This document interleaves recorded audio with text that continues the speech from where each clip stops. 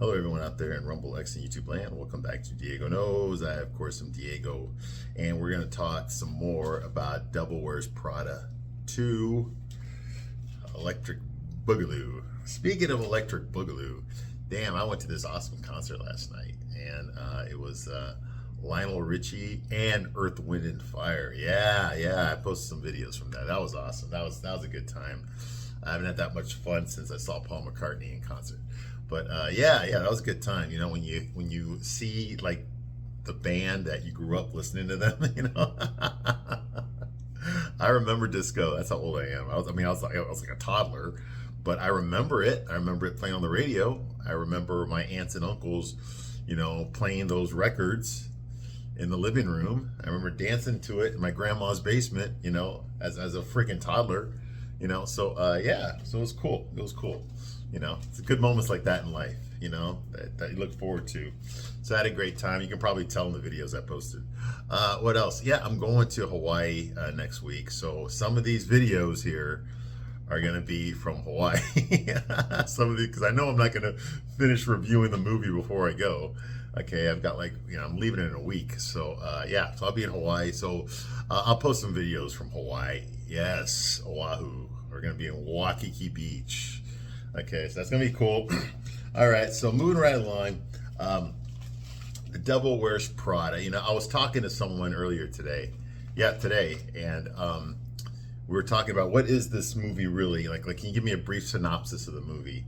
Okay, well, let's see here. Okay, you've got a boss bitch who is going to work for another boss bitch, and together they have to convince another boss bitch to help them, and they can only do that by convincing another boss bitch to help the first boss bitch to help the second boss bitch, but the third boss bitch has her own boss bitch plan in mind to outsmart the first two boss bitches, and the fourth boss bitch doesn't know that she's being used by the third boss bitch.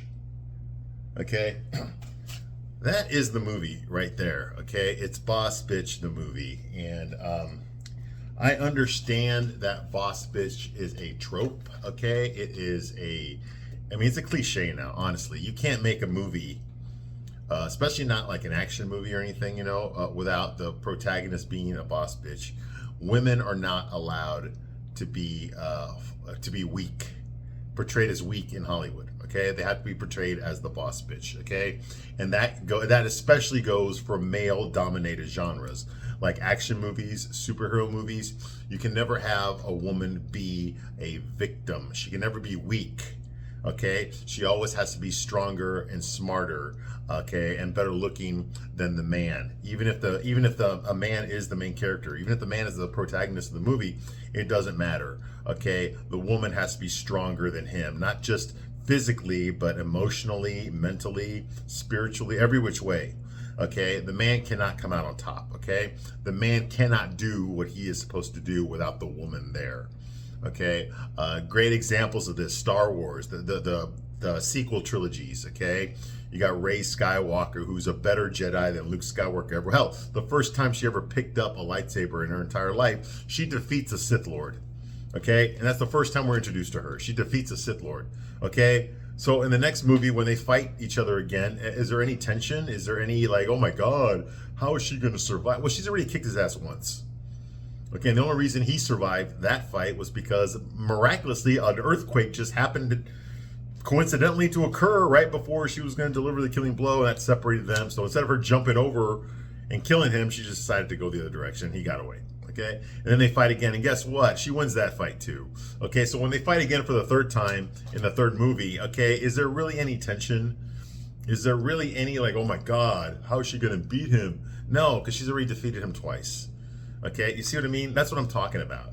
All right, Rey Skywalker was a better Jedi than Luke Skywalker ever was. Okay, she was a better pilot of the Millennium Falcon, okay, Han Solo's ship, than even Han Solo was. And that was his ship for 50 years. And she was better, even though she'd never flown it before, right? The first time she's in the cockpit, she flew it better than Han Solo ever did. And she knew more about that ship than Han Solo did. This is ridiculous. Indiana Jones, you know, he's the archaeologist.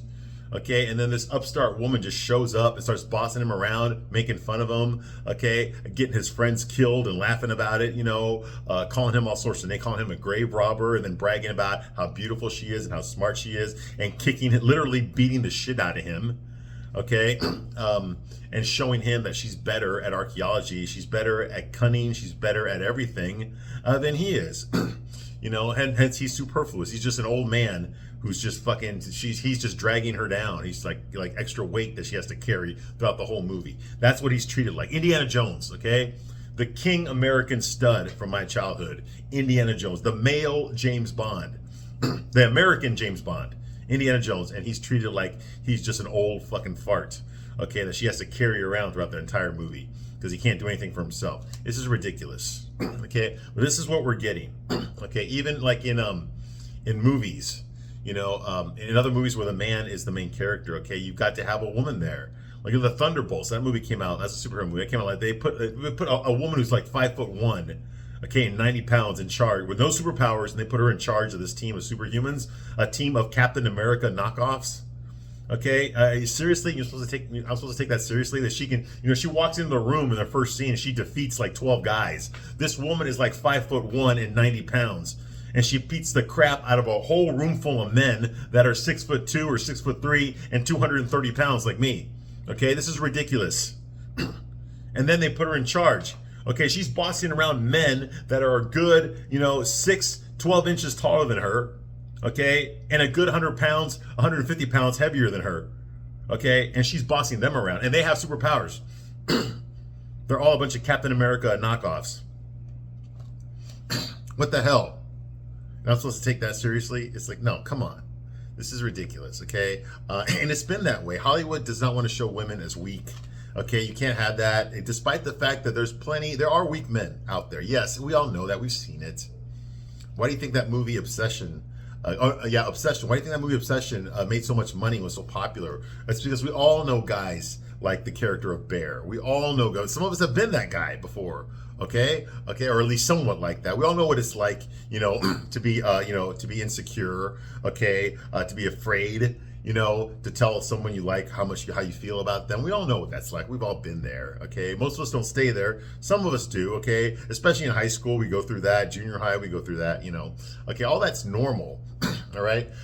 But we don't stay there, okay? Most of us grow out of it, okay? But yet there is a large percentage of men who are still stuck there. They're still stuck in that self-depreciating narcissism, okay? Where, whoa, boo-hoo, woe is me, you know, that kind of a thing, you know? And, you know, we all know guys like that, but not every guy is like that. Not every man is like that. Not every man needs a woman to hold his hand to walk him through life. Okay, that is a myth, okay? And I'm sick and tired of it, is that being like a formula for all the guy movies, okay? It's a formula for every movie. The woman's got to be strong, she's got to be smart, the man's got to be weak, he's got to be stupid. Okay, and that's what we get a lot of here. Okay, and this movie, Devil Wears Prada 2, is just another example of that. There's no real strong men in this movie. Okay, in the last movie, in part 1, we had Christian. Okay, remember him? He was the established author, the one that Andy looked up to. She knew who he was. She read all of his work, you know, and she wanted to be like him, and she ends up fucking him later in the movie. All right, okay, like someone like that. Okay, there's nothing like that in this movie. Okay, the only love interest we have here, the only men that we have in this movie, we have Nigel, who's a supporting character, and he's good as that. He's a gay guy, supporting character, whatever, blah, blah, blah. He fits into the fashion industry. Fashion industry is run by old women and gay men. Everybody knows that. But yet women always blame men for body standards, for enforcing body standards or some shit. Like we're the ones that make you fucking barf in the toilet, right? No, it's not. It's the magazines, it's social media, it's the fashion industry, okay? And that's all run by what? Old women and gay men, okay? So quit blaming the straight guy for that shit, okay? It's them. They're the ones that came up with body positivity so you feel better about having that second fucking Big Mac. All right, but that's just not what's attractive. All right, men don't find that attractive. Okay, and we shouldn't be shamed for our preferences. How is it that we're shamed because we don't want a woman who weighs 200 pounds, but yet that's on us. Okay, but yet You all want a man who's 6 feet tall at least, a six pack, six figures, minimum 6 inches. I mean, what the fuck? Okay. And those are considered standards that you deserve. Okay. But we can't have standards. Okay. We're shamed when we have our standards, but you're praised when you have yours. This is ridiculous. Okay. But this is the message. This is socialism. Okay. This is left-wing mentality. Okay. Right here.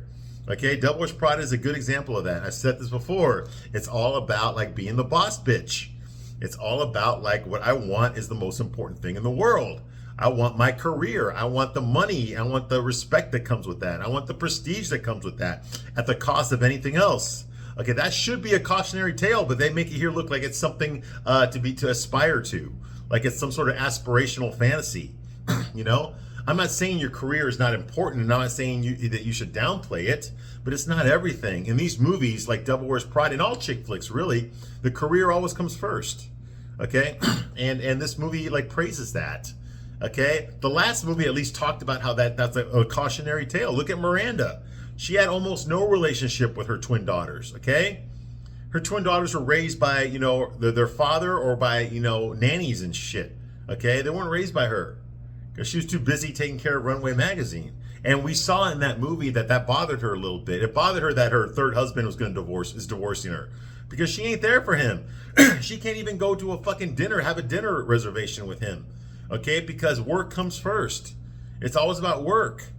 You see what I mean? And in that movie, it kind of portrayed that. Look at all the stuff that Miranda had to give up in order to be the boss bitch. There's a cost to it. It's not free. You see what I mean? Okay, and that should have been warning you. If you want to be like her, you're going to end up like her. You see what I mean? Okay, but none of that, all that has been erased now in this movie. Okay, everyone in this movie is a boss bitch. They don't have any weak women in this movie. Even the assistants are a boss. Even the number one executive assistant and Andy's secretary, they're all boss bitches. They're all like strong, independent females who don't need no man. You see what I mean? And literally, this movie doesn't even have a love interest. Not really. You got this beta male soy boy fucking lip dick cuck, okay, who's trying to flirt with Andy, and she treats him like shit, but yet he's still like crazy about her. Like, what the fuck is this? She's still treating her love interest like shit, like she did in the last movie. She's learned nothing. She has learned nothing. Okay? Why am I supposed to like her? Why am I supposed to root for her? She's not a good person. She never was. I'm not saying she was evil, okay, but she definitely had character flaws. Character flaws that went unaddressed, that we thought were addressed in the last movie, that she dealt with them in the last movie, but no, because they all came back, and she's so blissfully unaware of it. She's unaware of her own narcissism. Why is it that narcissists only go in one direction? Okay, how come it's only men that can be? How come there's no such thing as a female narcissist? You know why? Because women wrote the fucking narrative. They're never going to call themselves narcissists. They're never going to depreciate themselves. The best fucking comedians on stage, if you look at male comedians on stage, the best ones are the ones that make fun of themselves. The Rodney Dangerfields, okay? The Gary Shandlings. When Eddie Murphy would make a joke about a fucked up orgy that he was at, it's funny. It makes him look bad. You kind of laugh at him for being in that situation.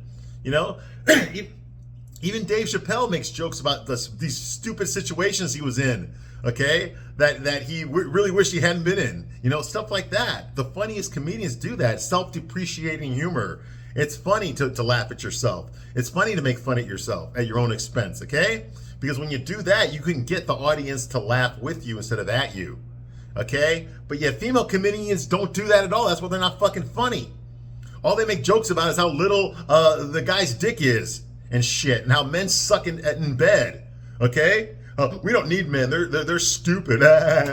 Standing ovation, okay? Shit like that, okay? The Chelsea Handlers of the world, okay? There's this skinny little Asian woman too. All she does is make jokes about how she fucking divorcing her husband of 20 years was the best thing she ever did, because now she gets to fuck a lot of young fucking guys.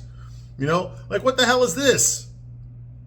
We had a male comedian like that a long time ago. His name was Andrew Dice Clay, okay? And he came and went like that in 1 year. In 1990, he was on top of the world. 1991, nobody knew who the fuck he was anymore, okay? I remember him. All of his jokes were dirty. He had a hickory dickory dock joke that he did, stuff like that. It was gross humor, okay? But it came and it fucking went just like that, okay? And yet somehow female comedians, that's all they do. is they just do these unattractive, gross shit and make fun of men. Like, what the hell is this? It's not funny. You know, that's why the best comedians are men, because they know how to make fun of shit. Okay, they know how to make fun of themselves. You see what I mean? But yet women, for some reason, aren't allowed to. Like, no, there's no female comedian I know out there that makes jokes about how stupid women are, you know, including herself. You see what I mean? Because it's not funny. Oh, yeah, you know. That's the problem with me, ladies. That I keep dumping those nice guys, and I keep dating those, you know, those tall, rich, handsome, big dick guys. You know, and then they end up fucking you over. Am I right, ladies? And you know, what do I do when I meet a guy that would never do that to me? I fuck him over for the big dick rich guy. Am I right, girls? Like, is that funny? Is that fucking funny? Because every female comedian right now makes some sort of version of that joke. Where's the humor in that? You see what I mean? That's what I'm talking about. And women just don't have it the way men do. You know why? I'll tell you exactly why. You know why women aren't funny? Only one woman ever fucking made me laugh in my entire life. That's Lucille Ball. And she was not a comedian. She was a clown. She wasn't a stand-up comedian, okay? That's Lucille Ball. She's the only one. Okay, you know why that is, that women aren't as funny as men? You know why? Because women don't have to be. Okay? If you're a guy and you don't have the looks and you don't have the height and you don't have the money, okay, how are people going to get interested? How are people going to like you? Okay, how are you going to improve your social status? How are you going to get a group of people to like you? Simple, you make them laugh. You make them laugh. You make jokes. If you can make them laugh, you have some sort of levity in their interactions with you, they're going to feel comfortable around you. Men and women are going to feel comfortable around you. And when you have enough people that like you, okay, your social status goes up. And that is the aphrodisiac for women. Women are attracted to men with social status. Okay? Yes, it helps if they got a six-pack and they're over 6 feet tall too, right? But if they have social status, that's all that matters. Okay, that's the aphrodisiac. That's what turns women on.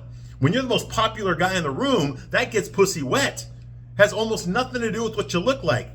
Okay, social status, okay? And if you don't have the looks and you don't have the money, you don't have the height, you don't have the six-pack, you don't have the cock, okay? You don't have the chisel features. If you don't have that stuff, but you're funny as hell and people like being around you, you're going to get fucking laid. Women are going to be attracted to you, okay? And men figured this out a long time ago. That's why they do it. That's why they become stand-up comedians. That's why they try to become the popular guy. You see what I mean? That's why the best stand-up comedians are guys that are fucking ugly. You know? They're fucking ugly. Look at Kevin Hart. You know? Now, Kevin Hart is attracted to women now because of his social status. Because he's rich now. He's famous. Okay? But before, he wasn't always that way. He was just a short little black guy. Okay? When he had nothing, how did he become popular? How did he become successful? By making jokes that drew people to him, that elevated his social status, and he was able to monetize that into a successful comedic and acting career. You see what I mean? He's still a short. He's still fucking with 4'11", okay? That's never gonna change. But his social status changed. Okay, that's why women are lining up to fuck him. That's why women want to marry him. They want to have his kids. They want to be associated with him. You see what I mean? His social status. Damn. Whew. All right, now that we got that sociology lesson out of the way, let's get back to Devil Wears Prada, Part 2, Electric Boogaloo. Okay, so obviously Runway Magazine is in trouble because of the scandal. Okay, they wrote a puff piece about a company called Speed Fash that was using a sweatshop labor.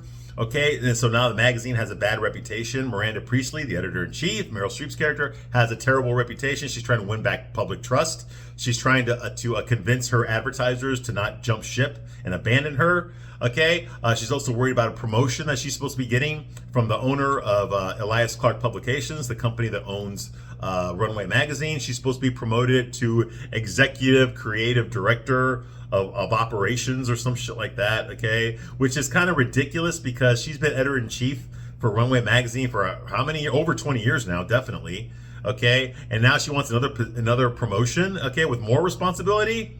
Okay, the bitch is fucking 76 years old. How much longer do you think she's gonna fucking live? Who the fuck is still working full-time in a high stressful job at 76 years old? Okay, you see what I mean? It makes no fucking sense. Okay, now they don't say how old Miranda Priestley is, okay, but Meryl Streep is 76 when she filmed this fucking movie, okay, and she was 56 when she filmed the last one, okay?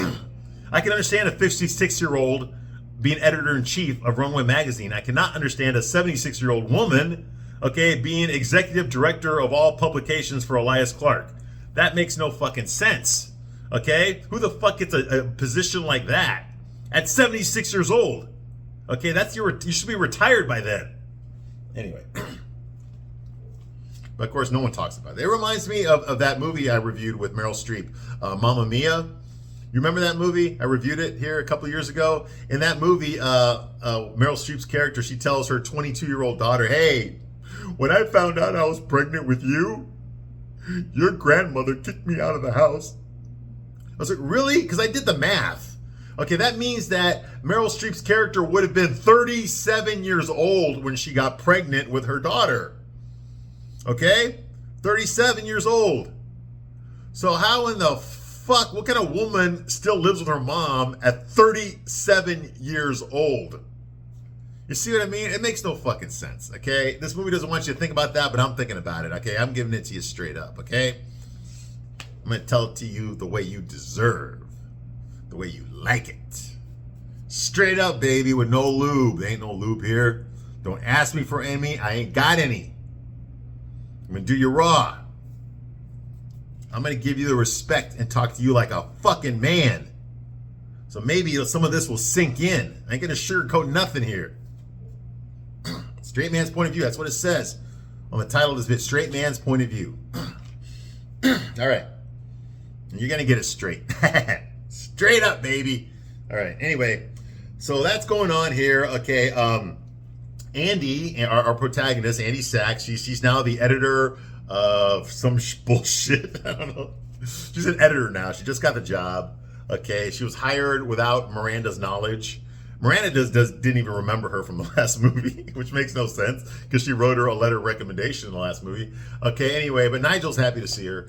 Okay, so Andy was brought in as an editor, and her job, she's basically a hired gun.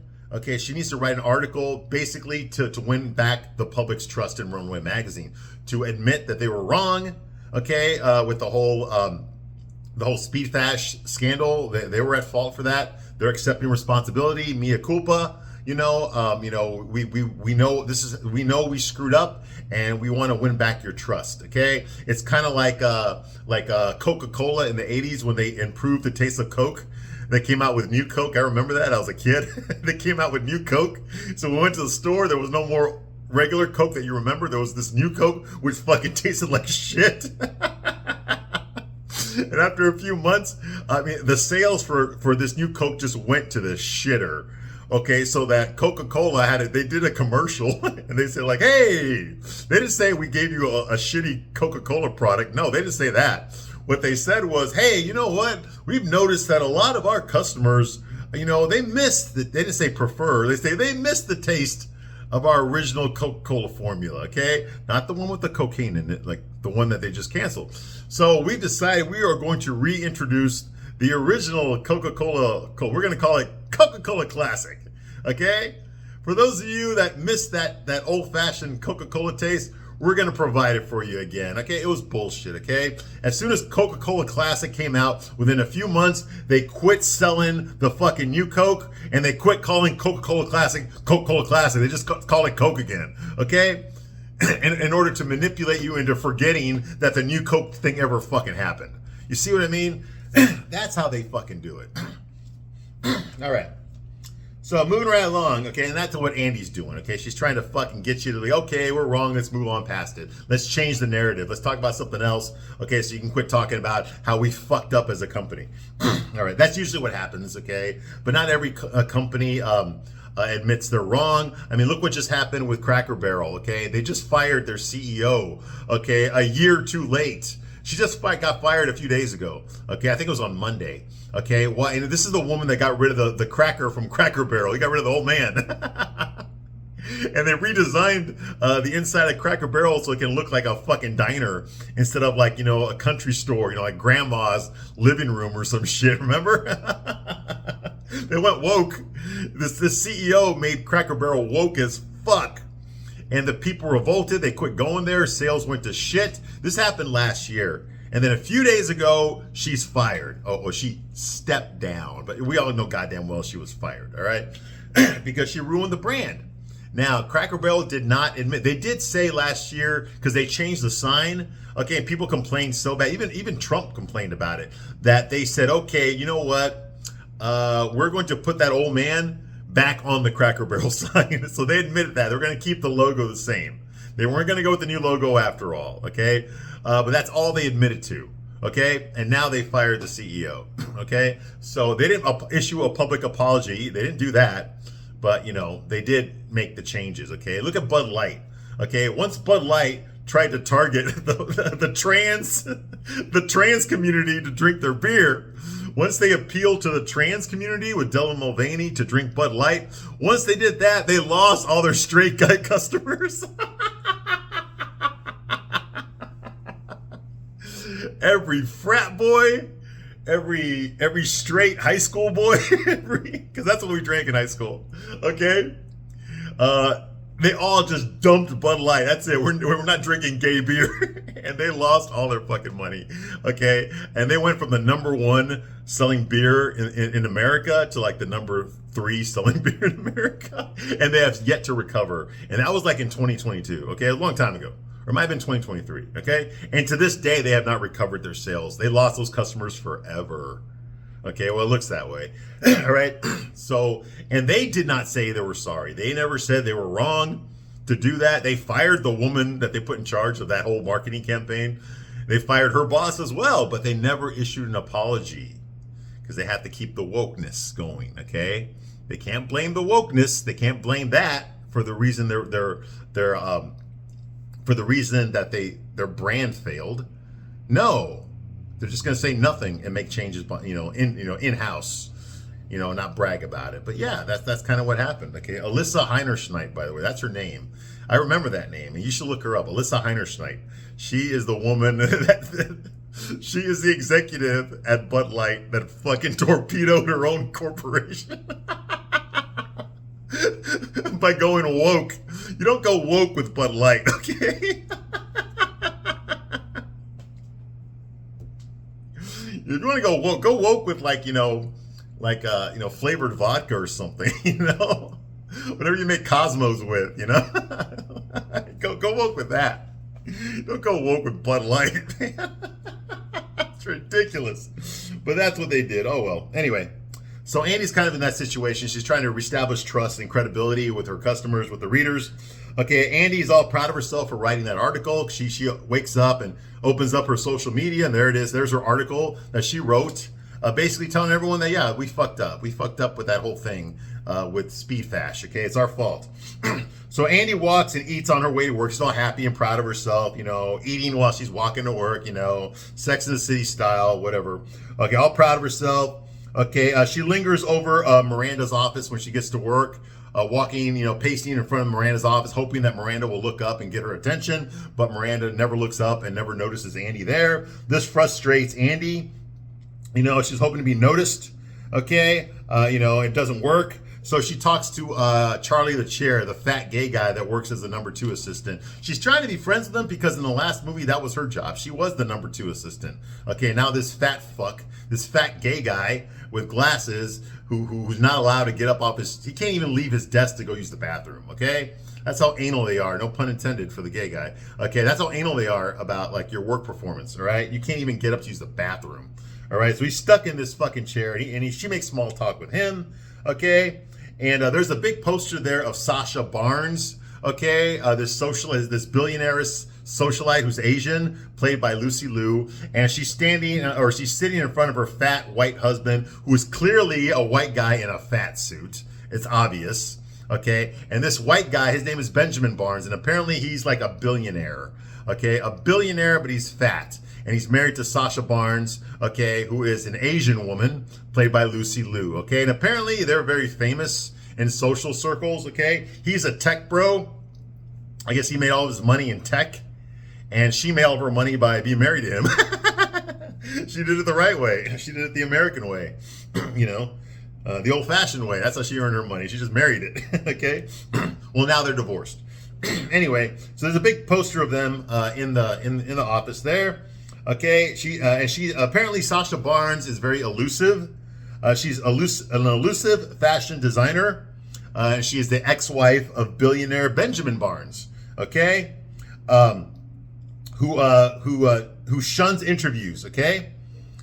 So like I said, she refuses to do, and she has not done an interview with anyone in 3 years. So she's basically the holy grail of the fashion industry. They all want to talk to her. Okay, she's famous, she's a socialite, okay, but she refuses to do interviews. Okay, so Miranda Priestley has been trying to get an interview with this woman for years, and she has been unsuccessful. Okay, so like everyone in this industry is trying to get an interview with her, but she's refusing interviews. Okay, apparently there was a big scandal when the divorce happened. Okay. Benjamin Barnes, however, the fat billionaire guy, the tech bro, he's not fat anymore. Apparently, he went to the doctor after the divorce. He got liposuction. He started taking steroids and taking a shitload of Ozempic. And so now he looks like just like what's his name, Justin Thoreau, or is that the former Prime Minister of Canada? Okay, what the hell is his name? Jennifer Aniston's ex-husband. You know who I'm talking about. What the hell's his name? Yeah, Justin Thoreau. Justin Thoreau, yes. Okay, you remember him, don't you? Justin Thoreau. He played 2 different characters on Sex and the City. And both of them fuck Carrie. Okay, no. One of the characters he played, because I reviewed every episode of Sex and the City. One of the characters he played was going to fuck Carrie, but Big showed up, so stopped her, so Big showed up and cock blocked her. Okay, and then in another season, Carrie was fucking him, okay, but he had a premature ejaculation, okay, so Carrie actually liked his mother, okay, what's her name, Valerie Harper, okay, played his mother in that episode. She liked her more than she liked her boyfriend, because she wanted a mother figure, okay, and of course, you get the Jewish Valerie Harper to be the mom, whatever. And so she actually had more of a bond with Justin Thoreau's mom in that episode than with Justin Thoreau. Okay, anyway, so yes, it's Justin Thoreau. He was married to Jennifer Aniston, yes, for a while, and then they got divorced. Okay, he's also a writer. I know he writes movies too. I forgot what he wrote. He wrote Iron Man 2. He wrote that screenplay. Yes. Okay, so he doesn't just act. Okay, but of course, what does he play in this guy? He plays, even though this guy is like a tech billionaire who used to be fat, he plays a skinny, fucking, socially awkward, beta male soy boy cuck. Okay, which is what all men are in these rom-coms and these chick flicks. They're all weak. They're all insecure. Okay, they cannot read the room. They're socially inept. Okay, they're all this way. Okay, there's not one exception. All right, and so he's basically a dumbass. Okay, he has no sense of where he is. Okay, he makes inappropriate comments. Okay, he doesn't know how to interact with people socially. Okay, but yet because of his money, people hang around him because he's a billionaire, and he's unaware that people are using him for his money.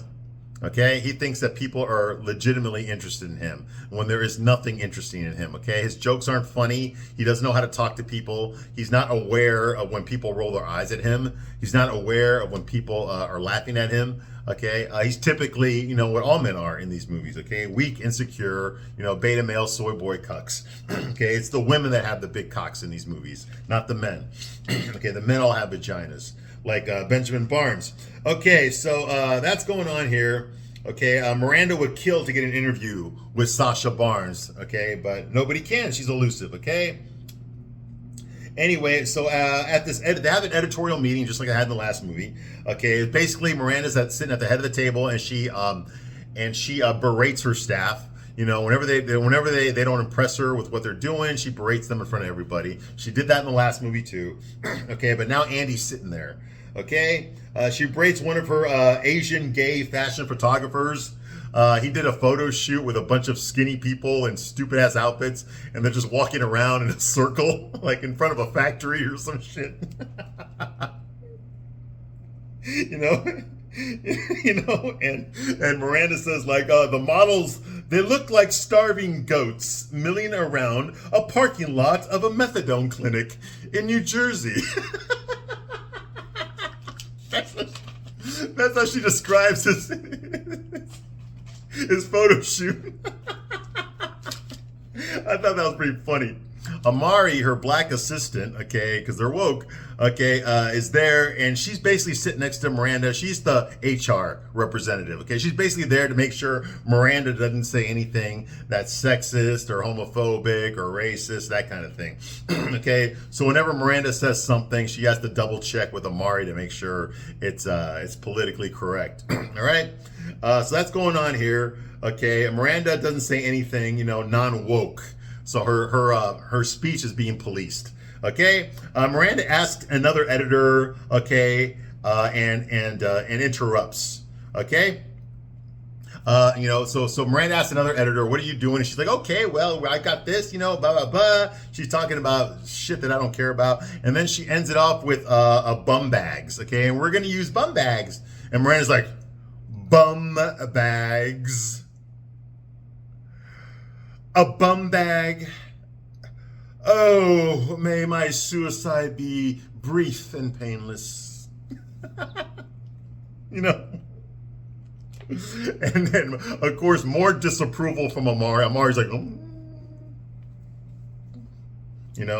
Okay, so Andy decides to interrupt the meeting now and interject. Okay? She interrupts and she tells everybody that the trades, okay, that's the fashion magazines, have responded positively, okay, to her article about taking responsibility, okay, and her candor, okay, for the article. Okay, so basically, like I said, they're officially taking responsibility for their screw up, okay, for their complicitness in this scandal, okay. And she's like proud of herself for writing that article. She likes that article a lot, and she brings it up. Since nobody brought it up in the meeting, she's going to bring it up. Hey, you know what? On the good news here, is that hey, people, all the trades they like the article I wrote. It looks like I'm going to get us out of this scandal. That's good news, right? That kind of a thing. And Miranda's like, okay, but did anybody read it? And that's the thing, okay? Nobody read that article that Andy wrote, okay? Nigel's like, nope. So Miranda's like, okay, you see, Andy, you are here to write and edit features that people actually read. And when that happens, then you may interrupt a meeting. Until then, And she says that in front of everybody. So she's like, okay, this is the same shit that happened in the last movie, okay? Being dressed down in public in front of the other employees, okay? Miranda has no problem doing that. 20 years later, she's still doing that, okay? Now, of course, Andy wants Nigel, goes to Nigel after this. After this dressing down, she complains to Nigel about it, and they decide to go have lunch together in the cafeteria, okay? Oh, no, or do they? I don't remember. Anyway, so, of course, Andy vents her anger and frustration to Nigel because she's close to him, about the dress down that she just received. He's like, oh, my God, you see what she said to me? Don't you think that was a little rough? And Nigel says, like, oh, yes, the girl who loves validation, okay? Did your parents hang up all of your finger paintings, too? Now, when Nigel says it, yes, he's being sarcastic, but unlike Miranda, he's not being malicious. Okay? He's basically keeping her right-sized, okay? He's making her aware, okay, that humility is a good thing. Okay? You can learn a lot from being humbled. Okay? Instead of being angry, okay, what did you learn? Okay? You're once again the same problem that Andy had in the last movie. She felt that everybody was mistreating her. She'd done nothing wrong. She was the new girl, and yet everybody was treating her like shit, blah, blah, blah. And then Nigel had to point out to her, well, the reason nobody respects you is because you haven't done anything to earn respect. Okay? You don't even give a shit about fashion, but yet here you are working a job that thousands of women will kill for. Okay? And you're not even grateful. Okay, you're grateful that you have a job, but this is just a stepping stone for you. You just want to use this job to put it on your resume and then move on. Okay, you don't care. And now here she is. Oh my God, you got dressed down by the boss. Oh my God, it's unfair. Why did she have to talk to me that way? Well, and she's basically telling her like, bitch. Okay, what you want everybody to praise you all the fucking time? You think that's how business works? Is that everyone just strokes your fucking ego? No, you want respect, you gotta fucking earn it. You gotta do something to make you worthy of respect. That's what Miranda was telling her, only Nigel's saying it in a nicer way, despite the fact that he's being sarcastic. Okay? You know, Andy's like, I just want to know what Miranda wants. I just need some feedback. Nigel's like, feedback? Feedback and a lollipop or just feedback? In other words, wow, you just want everyone to give you everything that you want so that you can do your job better. That's not how it works. You know? So Nigel's like, feedback or feedback and a lollipop? Or just feedback?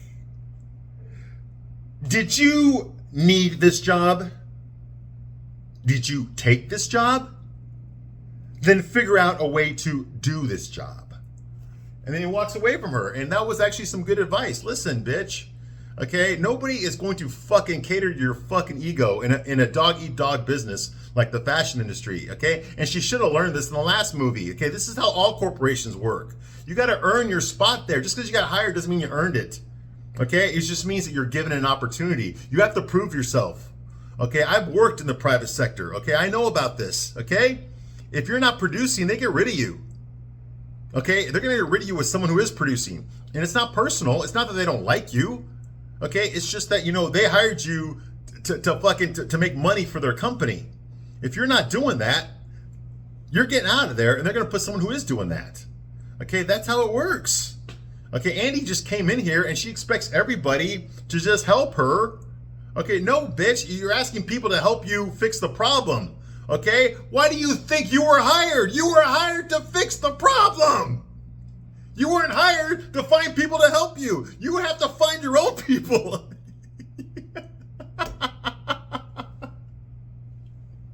You have to find your own people to fix the problem.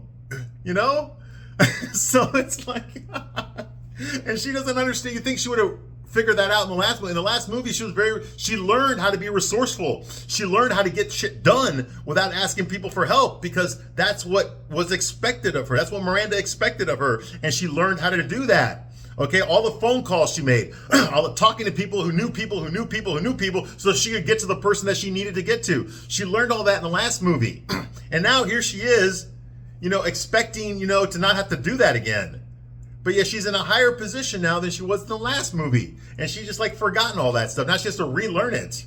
In a way, it's kind of a waste of a movie because all this stuff she already learned in the last movie. Why are we retreading the same ground here that we were in the last movie?